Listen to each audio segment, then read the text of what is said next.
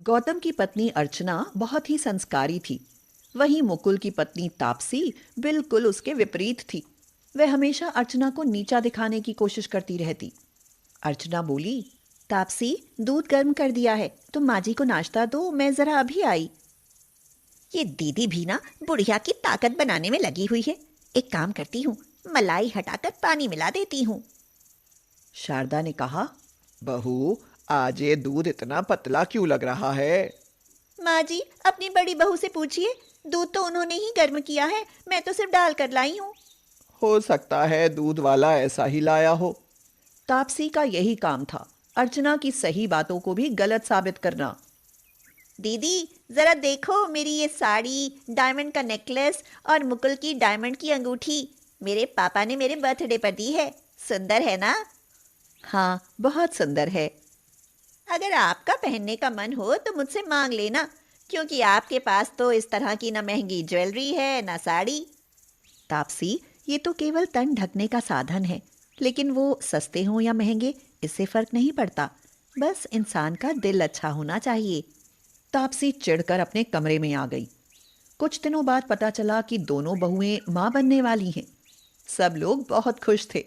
घर में दो दो खुशखबरी, वो भी एक साथ। शारदा बोली, बहू, जब भगवान ने मेरी गोद भरी थी तो मेरी सास ने मेरे गले में पुश्तैनी हार पहनाया था। अब मेरे पास एक ही हार है तो वो मैं दोनों को कैसे पहनाऊं? इसलिए अर्चना, तुम बड़ी हो, इसलिए कुछ महीनों के लिए मैं इसे तुम्हें पहना देती हूँ। फिर तुम इसे तापसी को पहना देना। माँ जी, आप ये तापसी को पहनाइए, वो मुझसे छोटी है, मुझे अच्छा लगेगा।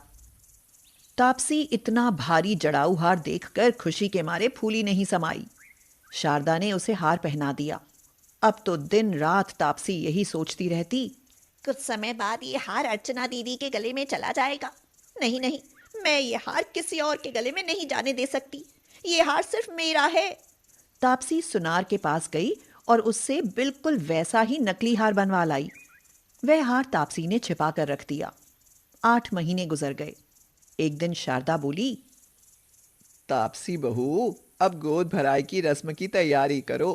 मैं चाहती हूँ कि गोद भराई के समय मैं अपना ये पुश्तैनी हार अर्चना बहू को पहना दूँ। बाकी बच्चे होने के बाद इसे तुड़वा कर मैं तुम दोनों के लिए हार अलग अलग बनवा दूंगी। तापसी तो बहुत खुश थी। उसने तो आगे की सारी तैयारी की हुई थी। वह तपाक से बोली, आप कहें तो मैं दीदी को ये हार अभी पहना दूं माँ जी। नहीं, अभी नहीं, गोद भराई वाले दिन। अर्चना, यहाँ आओ। देखो, गोद भराई के लिए तुम दोनों के लिए साड़ियाँ लाई हूँ। दोनों की साड़ी एक जैसी है, लाल रंग की, ताकि दोनों को ये ना लगे कि उसकी साड़ी मेरी साड़ी से ज़्यादा अच्छी है। परसों गोद भराई की रस्म है। कुछ मेहमान भी बुलाए हैं, अच्छे से तैयार हो जाना। मेहमान आ चुके थे, सारी तैयारी हो चुकी थी।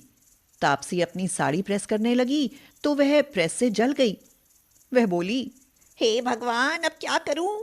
अगर माँ जी को पता चला तो वो मुझे बहुत सुनाएंगी। अब क्या करूं, क्या करूं? क्यों ना चुपके से ये साड़ी दीदी की साड़ी से बदल आऊं। वैसे भी दीदी अभी बाथरूम में है।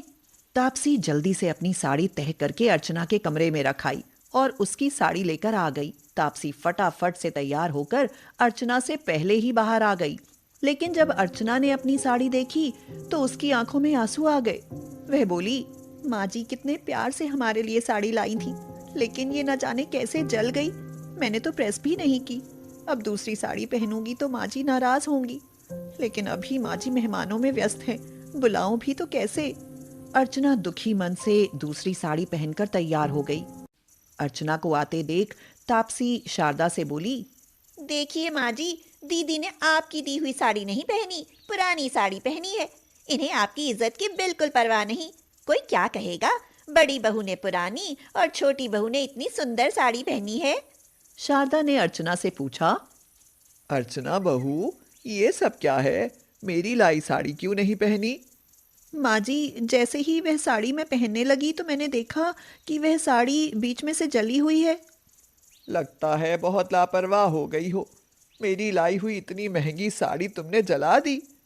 फिलहाल रस्म होने दो, इस बारे में अब बाद में बात करूंगी। तापसी, लाओ मुझे हार दो।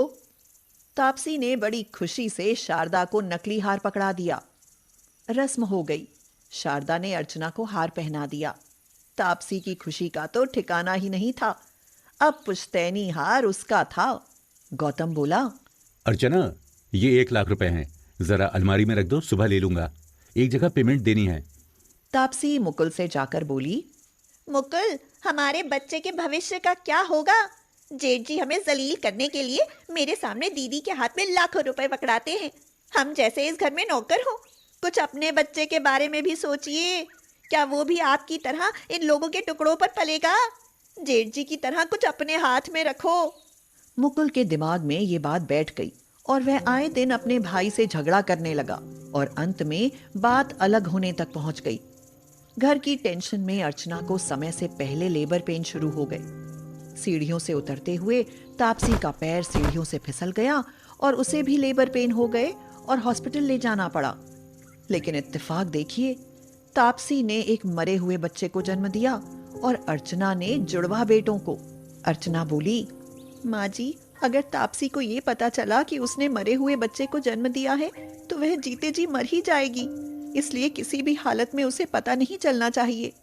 लेकिन जब वो अपने बच्चे के बारे में पूछेगी तब? हमारा एक बेटा उसके पास लिटा दो ताकि वह उसे ही अपना बेटा समझे। भाभी, आप हमारे लिए इतना बड़ा त्याग करोगी?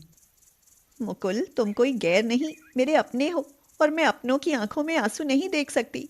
तुम्हारे पास रहेगा तो क्या हुआ, बेटा तो हमारा ही रहेगा ना। गौतम एक बच्चे को तापसी के पास लेकर जा ही रहा था कि उसने देखा तापसी वहीं दरवाजे पर खड़ी उनकी बात सुन रही है। उसकी आंखों में आंसू थे। तापसी, इस हालत में तुम यहाँ? तापसी अर्चना के पास पहुंची और उसके पैर पकड़कर रोने लगी। तापसी, उठो, मेरे पास आओ, बिल्कुल चुप हो जाओ। तुम्हें इस हालत में यहाँ नहीं आना चाहिए था। दीदी, अगर मैं यहाँ नहीं आती तो मुझे सच्चाई का कभी पता नहीं चलता। मैंने अपना बच्चा खो दिया दीदी, और आप मेरी खुशी के लिए मुझे अपना बच्चा देने को तैयार थी। दीदी, मुझे मेरे कर्मों की सजा मिली है। ये क्या कहे जा रही हो बहू? मैं सच कह रही हूँ। मैंने दीदी के साथ हमेशा 420 की थी। जानती हो, आपके दूध में हमेशा पानी मैं मिलाती थी और अक्सर स्कूटी हमेशा मैं ही पंचर करती थी। गोद भराई के लिए माँ जी जो साड़ी लाई थी वह मुझसे जली थी और मैंने वह साड़ी दीदी की साड़ी से बदल दी। ये जो दीदी ने पुश्तैनी हार पहना है ये नकली है, और यहाँ तक कि मुकुल को अलग होने के लिए मैंने ही उकसाया। मुझे माफ कर दो दीदी, मुझे अपने किए की सजा मिल गई। मैंने अपना बच्चा खो दिया। तापसी, मैं सब जानती हूँ। मैंने ये सारी बातें एक दिन तुम्हें तुम्हारी सहेली से फोन पर बताते हुए सुना, लेकिन उस बात का मुझे जरा भी मलाल नहीं है। मगर तुम्हारे बच्चे के जाने से मैं बहुत दुखी हूँ। दीदी, आप महान हैं। मेरी चालाकियों को जानकर भी आपने कभी कुछ नहीं कहा। मुझे माफ कर दो दीदी। मैं एक शर्त पर माफ करूंगी कि आज के बाद इस तरह की गलतियां तुम दोबारा नहीं करोगी और इन दोनों में से एक बच्चे की परवरिश तुम करोगी। तापसी ने एक बेटे को उठाया और छाती से लगा लिया। जेठानी की दरिया दिली देवरानी की 420 के लिए एक मिसाल बन गई।